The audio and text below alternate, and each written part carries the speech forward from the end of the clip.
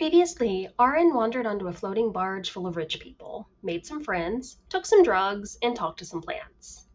They discovered that a bard they'd noticed wearing a purple scarf had been sponsored by the rich and important Leblanche family. Meanwhile, Will picked up a variety of odd knickknacks from the shop he decided to visit. The proprietor clearly saw more than she could just using her eyes. At the tavern where Ingrid, Lacey, and Obsidian were waiting, the university student they'd been told about, Noreen, showed up and asked for more information about the job they wanted to hire her to do. She was more than willing to take on the work after they explained. As Noreen was leaving, Arin and Will showed up to join the others.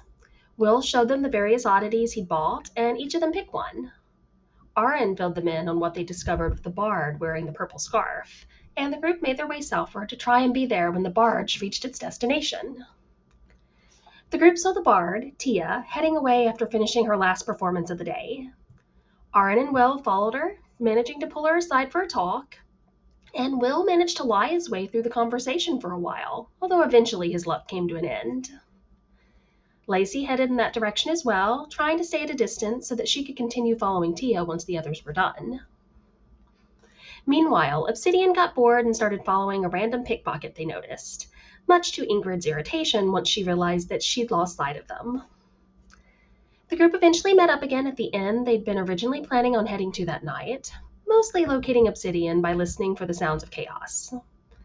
They saw someone wearing a purple scarf, and Will managed to bluff his way through a conversation in Thieves' Cant to get enough details to make them all very suspicious about just what was going on. He also found out about a meeting in the sewers that night. They made their way to the skyport, as Will knew it would be the easiest place to access the sewers. They talked to a worker who'd been hearing odd noises in a storage room, and that led them to a vent that clearly had sewer access. The group talked for a bit, going back and forth about whether they should rush into the sewers or try to find some of the perps on the street when they were alone. They eventually decided that the sewers were calling their name.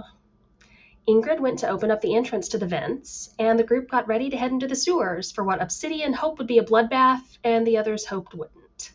And that is where we left off.